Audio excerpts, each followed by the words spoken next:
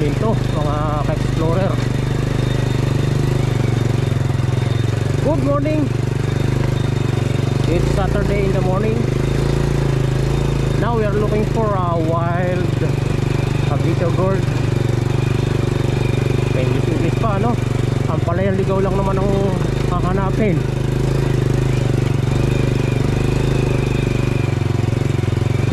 Maganda din nagpa-practice para matuto tayo. Ibang baser wala raw ako sa grammar. Hindi nga marunong mag-English. Wala raw sa grammar.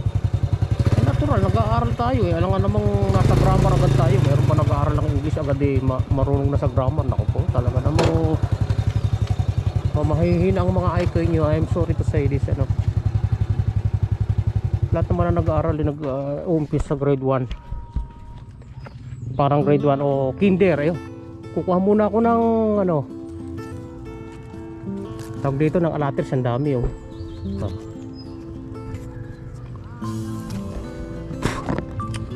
ang palayan ligaw lang hahanapin natin, pero kasama na sa panginginain pagkuha ng alateris.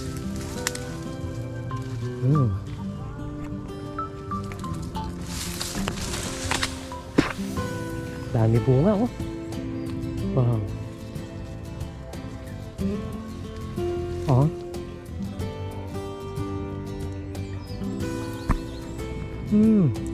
Sarap.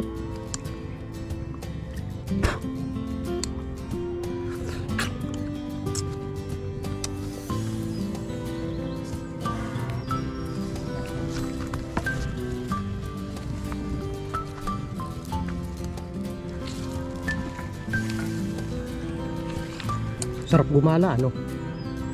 Para kang makakain. Nakapasyal ka na. Nakakain ka pa ng mga wild fruit.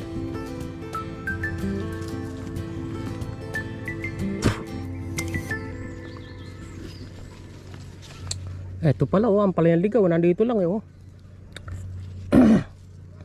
Ayan sa marmol. Kuha tayo. Luluto kasi kami ng munggo, guys malapit lang to sa amin. Ang malapit sa amin 7 kilometro malapit na yun Pero laglag pa, sayang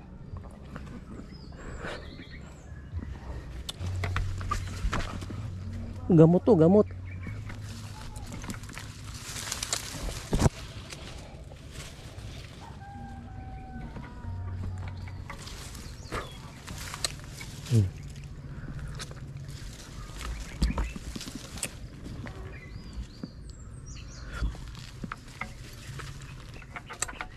Kuha na tayo ng ang palayan ligaw. Ito, guys sarap nito sa munggo. Mas mabango kasi siya kumpara sa ampalayang itinatanim, kaya mas masarap ito. Mas papait ito kumpara sa ampalayang itinatanim.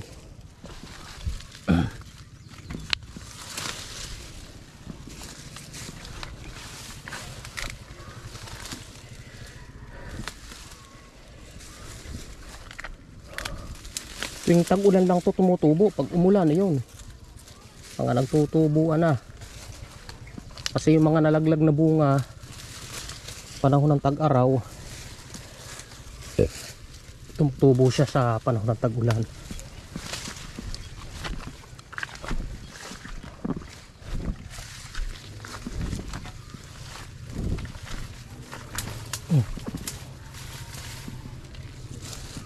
Dito pala sa likod marami.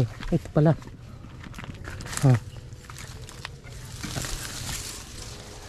Hindi na tayo lalayo, dito lang.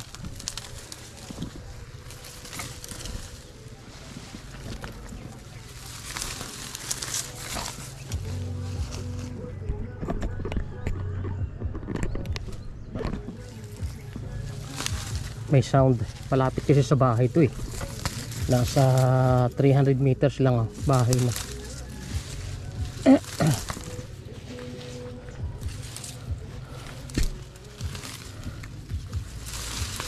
Location po nitong ating kinukuhanan ng Ampalayan Ligaw, ano to dito po sa Pinagtulayan, North Sagaray. Malapit ito sa quarry. Kaya nakita nyo may marmol pang ang quinare. Ayan hindi na hinakot. Okay na isang bloke ng marmol. Dati dyan ako nagtatrabaho sa tistisan yan sa San Rafael. Dito pala ang dami, hindi pa tayo lalayo.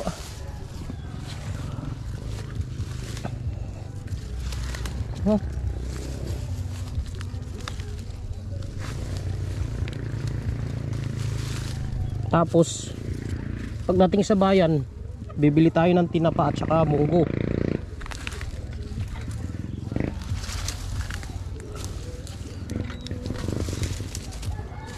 Sa Manila ba guys, makukuha nyo ba ito ng libre? Hindi halos lahat itong binibili.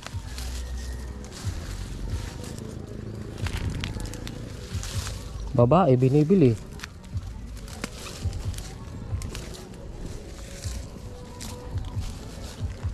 Dito ang ampalaya libre. Nasa wide lang ikaw ang pupunta.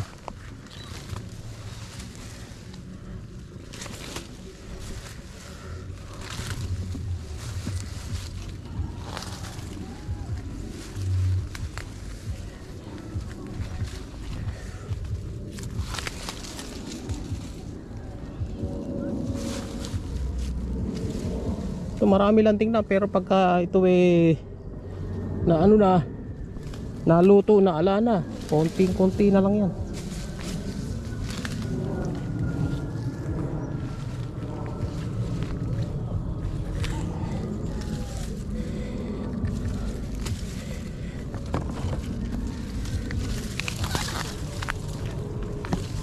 Kaya ito kumakalat itong Ampalayan Ligaw, kinakain to ng ibon, yung mga hinog. Pagkatapos tinatain nila kung saan saan yung buto. Ayun, tumutubo siya.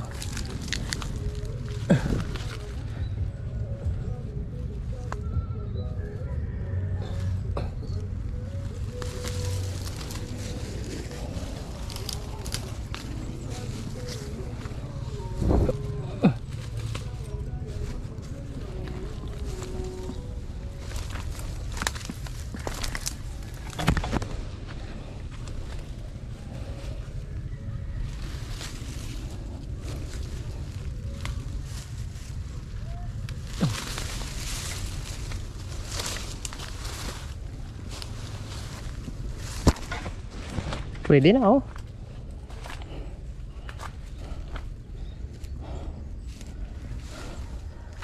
Healthy kaya ito?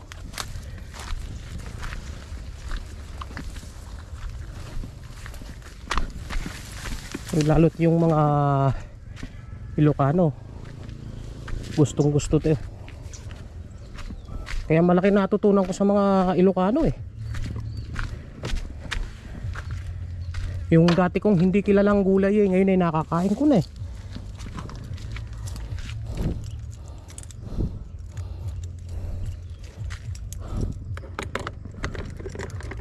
Alam nyo bang sa Ilocos region nasa kanila yung may pinakamahahabang buhay ng mga tao?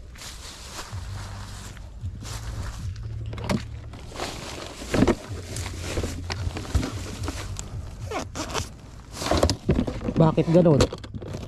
Isa sa factor na nagpapahaba ng buhay ng tao, pagkain ng gulay.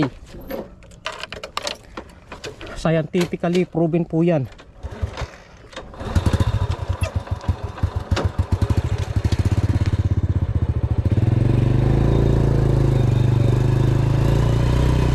Wow, daming daan dito Isang pa ganon, isang papunta dito, isang papunta dito.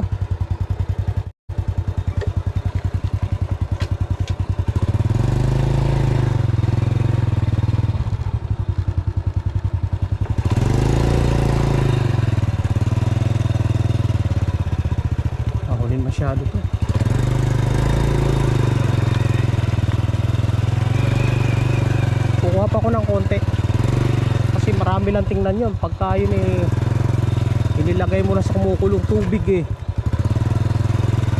kukunti yun.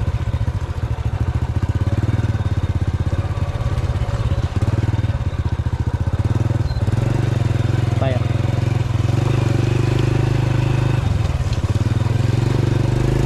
Wow.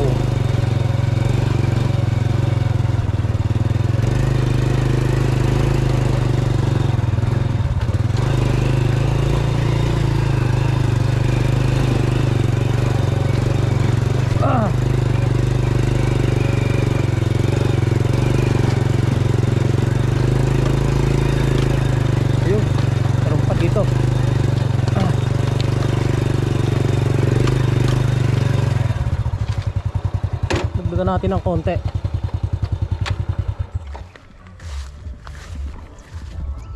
Dinig na dinig dito, south na. Nasa taas kasi tayo guys eh. Yan sa baba eh, mga kabahayan eh. Ay, konti lang talaga. Pwede na to. Makakadagdag na.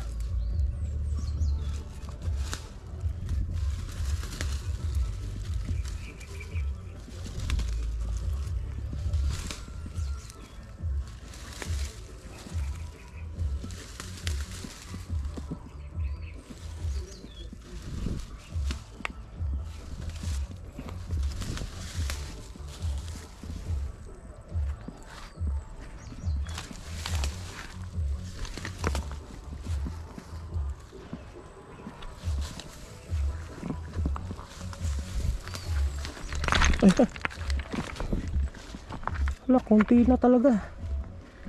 Nung karang tag-araw ay tag-ulan eh, ang dami dito eh.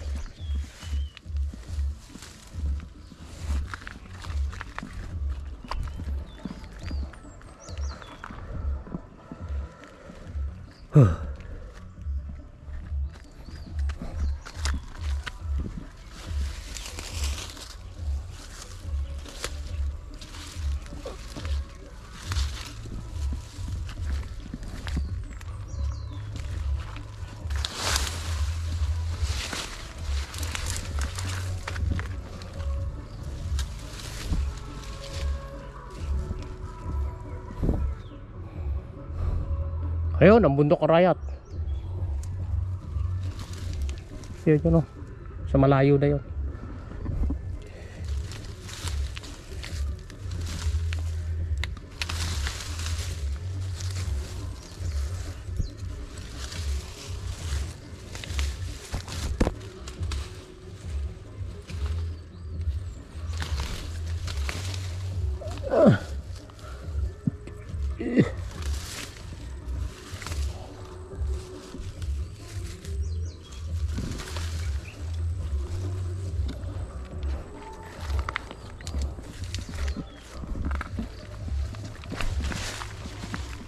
Pwede na to.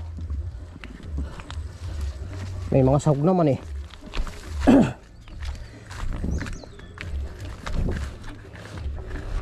So ang kulang na lang munggo, tinapa, chicharon baboy. Meron na kami chicharon baboy sa tindahan eh. Munggo, tinapa na lang.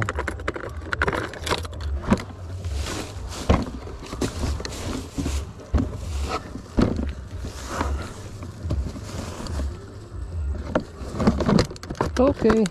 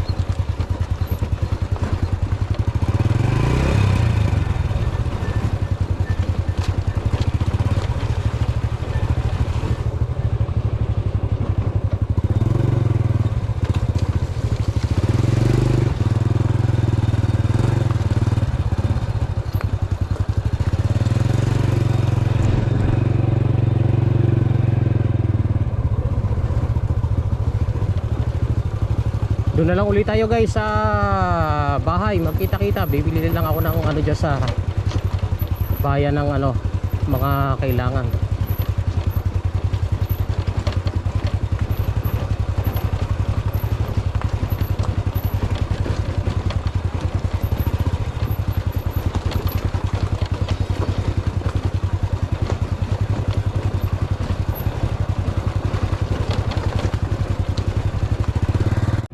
Bili muna tayo ng tinapa.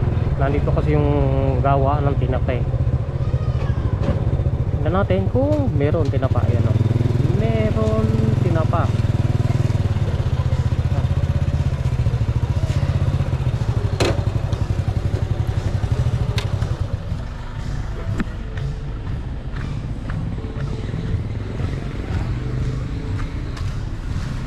Tinapa. At tingnan natin kung alin ang maganda. Puro galunggong. 245, 246, 246. Dito po itong ano. Magkano ngayon yan?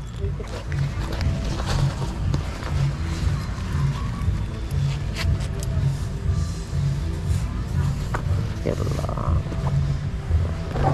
natin ito 70.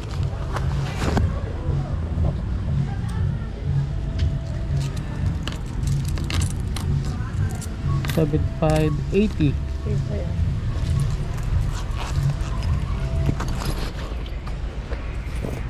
Okay. Bili na tayo ng munggo eh. Hindi na natin i-video, tinapa lang.